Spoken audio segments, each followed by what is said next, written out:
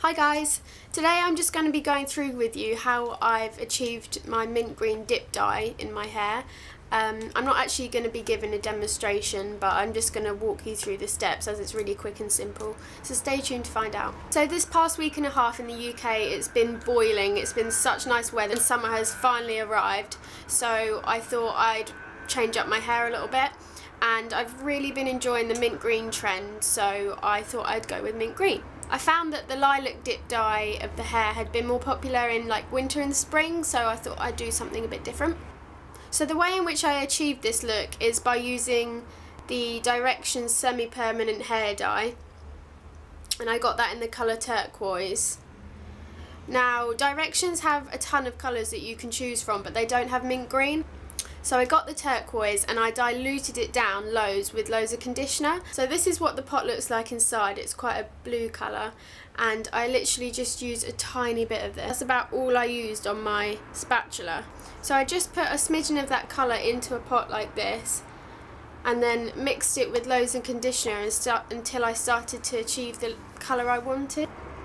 So by adding conditioner to the colour, you're almost diluting the colour, so it's getting lighter and lighter. So I just kept doing it until I got a mint greeny colour. And then all I did was put on some gloves and section my hair into two parts like this, grabbed where I wanted the ombre to start, and literally just went through my hair like this with the gloves and the colour. I also find with ombre and dip dyeing that a comb is really helpful. If you just brush the dye through, it helps to make the colour look more gradual, going in from blonde to green. Whereas if you just use your hands, it might just look like the blonde stops and then just goes into a block green. So I really find that a comb helps to create that gradual ombre effect. So I've done this to my hair twice now. The first time I only left it on for 5 minutes to see how the colour would turn out, and as you expect, only after 5 minutes it was fairly light and wasn't too visible, so I decided to do it again, and the second time I added a tiny bit more of dye.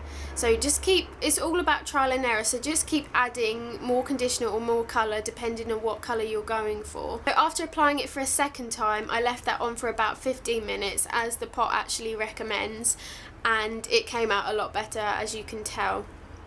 I really like how it's not too harsh of a colour, and I've actually already washed it once and it faded slightly already. So it's a great product if you want to go for a semi-permanent look and only have it for, say, a couple of weeks. The great thing is with the Directions is you can keep topping it up as much as you want. It's kind of like dyeing your eyebrows. If you start to see them fading, then you redo them. That's kind of what it's like.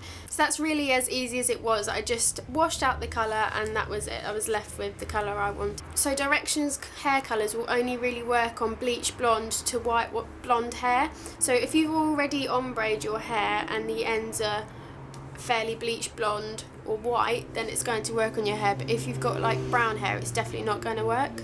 So the less actual hair dye you use, the shorter amount of time that will stay in your hair.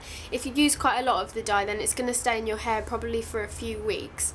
But if you use a small amount as I have, then every time you wash your hair you're probably going to notice it fading, so it's up to you to top it up if you want to.